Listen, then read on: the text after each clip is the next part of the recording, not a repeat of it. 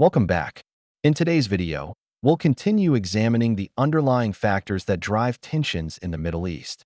We'll be diving into how oil and foreign intervention have shaped the region, the deep-seated Israeli-Palestinian conflict, and the political use of sectarianism. Let's start with Route 3, oil, strategic interests, and foreign intervention. While colonial borders laid the structural foundations for instability, another factor ensured that the Middle East would remain at the center of global power struggles: oil. In the early 20th century, the discovery of vast petroleum reserves transformed the region's strategic importance. What had once been a peripheral area of imperial concern became a central pillar of the global economy. Control over Middle Eastern oil was no longer just advantageous, it was essential. As industrial economies expanded and modern warfare became increasingly mechanized, access to reliable energy supplies shaped foreign policy decisions. The Middle East, rich in hydrocarbons and geographically strategic, was drawn deeply into international rivalry. Foreign involvement took many forms. Western powers intervened diplomatically, economically, and militarily to secure favorable access to resources. Local governments were supported or undermined based on their alignment with external interests rather than domestic legitimacy. One of the clearest examples occurred in Iran in 1953, when a democratically elected government was overthrown following its attempt to nationalize oil resources. Similar patterns emerged across the region, where economic sovereignty was often perceived as a threat to global power structures. These interventions produced long-term consequences. They weakened political institutions, discredited reform movements, and fostered widespread public mistrust toward both domestic elites and foreign actors. Over time, many Middle Eastern states came to rely on external protection to maintain internal stability. This dependency distorted political development, encouraging authoritarian governance while discouraging accountability and popular participation. Oil wealth itself further complicated matters. In some cases, resource revenues reduced the need for taxation, weakening the social contract between state and society. Governments could fund security forces and patronage networks without broad public consent. As a result, political grievances accumulated beneath the surface, while foreign powers continued to exert influence through military bases, arms sales, and strategic alliances. The Middle East thus became not only a region of energy production, but a theater of proxy competition, where global and regional powers pursued their interests through indirect confrontation. Understanding contemporary tensions requires recognizing that many conflicts are not purely local. They are shaped by decades of intervention driven by strategic calculation rather than regional stability. Oil did not simply enrich the Middle East. It entangled it in a global system of power that continues to define its political landscape. Now, let's move to Route 4, Israel, Palestine, and regional polarization. Any serious examination of Middle East tensions must confront the Israeli-Palestinian conflict.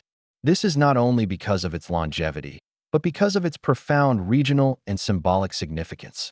More than a territorial dispute, it has become a structural feature of Middle Eastern politics and a persistent source of polarization. The roots of the conflict lie in the late Ottoman period and intensified under British colonial administration following the First World War.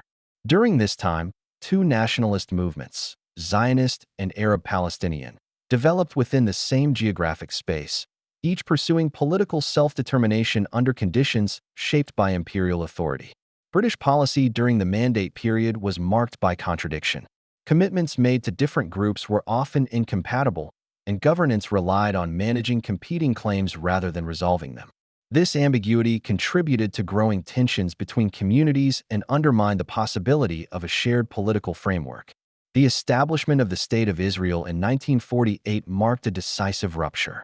For Jewish communities, particularly in the aftermath of the Holocaust, statehood represented security, survival, and national realization. For Palestinians, the same moment involved mass displacement, dispossession, and the collapse of social and political structures, an experience collectively remembered as the Nakba. This asymmetry of experience created a conflict defined not only by competing claims to land, but by deeply unequal power relations. Subsequent wars, in 1948, 1956, 1967, and 1973, reshaped the region and entrenched Israel's military dominance. The occupation of the West Bank, Gaza Strip, and East Jerusalem following the 1967 war further transformed the conflict, shifting it from interstate warfare to a prolonged occupation with significant humanitarian and political consequences. Despite multiple peace initiatives, including the Oslo Accords of the 1990s, a final political settlement has remained elusive. Continued settlement expansion, cycles of violence, and internal political fragmentation have undermined trust and reinforced perceptions of permanent conflict. Beyond its immediate geography, the Israeli-Palestinian conflict has exercised a powerful influence across the Middle East. For many states and societies, Palestine became a symbol of unresolved colonial injustice, foreign intervention, and the limits of international law. Public opinion across the region has consistently treated the issue as a moral and political reference point. This symbolic significance has allowed the conflict to shape regional alliances and rivalries. Governments, movements, and non-state actors have invoked Palestine to legitimize political positions, mobilize support, or challenge existing regional orders. At the international level, Israel's close strategic relationship with the United States has placed the conflict within a broader geopolitical framework. Military assistance, diplomatic backing, and security cooperation have reinforced perceptions of imbalance and contributed to regional resentment toward Western involvement. This dynamic has also influenced the behavior of regional powers opposed to U.S. dominance. Actors such as Iran and allied groups have positioned themselves rhetorically and strategically in opposition to Israel, using the conflict to justify broader regional ambitions and proxy engagements. As a result, the Israeli-Palestinian conflict functions as more than a bilateral dispute. It intersects with questions of sovereignty, legitimacy, and regional power, serving as a recurring catalyst for wider confrontation. The persistence of the conflict has also had long-term social consequences. Prolonged occupation, displacement, and recurring violence have generated cycles of trauma, radicalization, and political disillusionment on all sides. These conditions make compromise increasingly difficult and reinforce narratives of existential threat. Understanding Middle East tensions therefore requires recognizing the Israeli-Palestinian conflict as a foundational element of regional instability. Its endurance reflects not only the failure of political resolution, but the accumulation of historical grievances, power asymmetries, and international entanglements.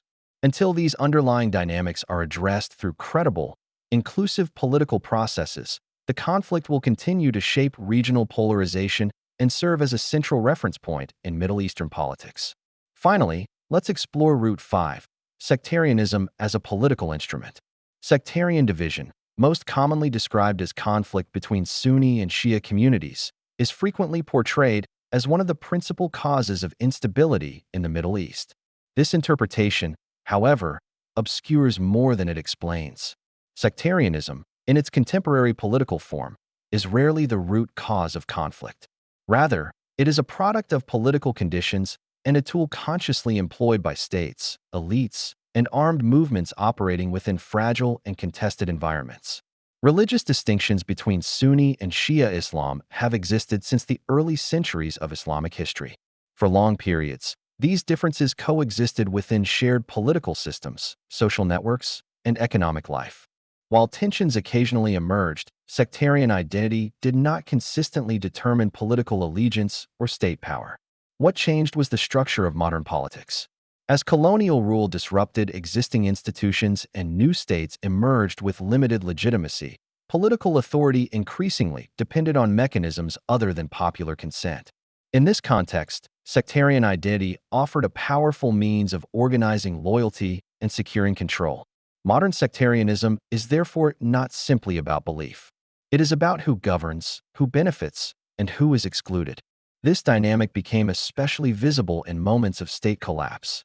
When central authority weakens, individuals and communities often turn to familiar identities, religious, ethnic, or sectarian, for protection and representation. Political entrepreneurs then mobilize these identities to consolidate power. The case of Iraq following the 2003 U.S.-led invasion illustrates this process with particular clarity. The dismantling of state institutions, combined with the restructuring of political authority along sectarian lines, transformed identity into the primary basis of political participation. Violence increasingly followed sectarian boundaries, reinforcing fear and mutual distrust. Importantly, this violence did not emerge spontaneously from religious difference. It was shaped by institutional design, foreign intervention, and elite competition within a fractured state. At the regional level, sectarianism has been further amplified through proxy conflicts. Rival powers have framed struggles for influence in religious terms, presenting geopolitical competition as a defense of communal identity. Conflicts in Syria, Yemen, and Lebanon illustrate how sectarian narratives can legitimize prolonged warfare while concealing strategic objectives. In these cases, religious rhetoric serves several functions. It simplifies complex political conflicts, mobilizes transnational support, and transforms political compromise into moral surrender. Once framed as an existential struggle, conflict becomes difficult to resolve. Sectarianism also plays a critical role in sustaining authoritarian rule. By emphasizing external or internal sectarian threats, governments can justify repression, restrict political freedoms, and silence dissent. Popular frustration is redirected away from economic inequality, corruption, and governance failures, and instead focused on communal survival. This strategy is particularly effective in societies marked by historical grievances and weak institutions. Fear becomes a governing tool, and identity replaces citizenship as the basis of political belonging. The social consequences are profound. Sectarian politics fragments societies, erodes trust between communities, and hardens social boundaries. Over time, identity becomes militarized and violence normalized. Yet it is essential to emphasize that sectarianism is neither inevitable nor irreversible. Its intensity fluctuates with political conditions. Where inclusive governance, credible institutions, and political accountability exist, sectarian identities lose their mobilizing power. Understanding Middle East tensions therefore requires a clear analytical distinction between religion as faith and sectarianism as strategy. Conflicts framed as religious are often rooted in political exclusion, foreign intervention, and struggles for power within weakened states. Seen in this light, sectarianism is not the cause of instability, but one of its most effective instruments, used to manage, manipulate, and perpetuate conflict in a region shaped by unresolved historical and political fractures. Thanks for watching. If you found this breakdown helpful, please like, subscribe, and hit the notification bell for more deep dives into complex topics. See you in the next video.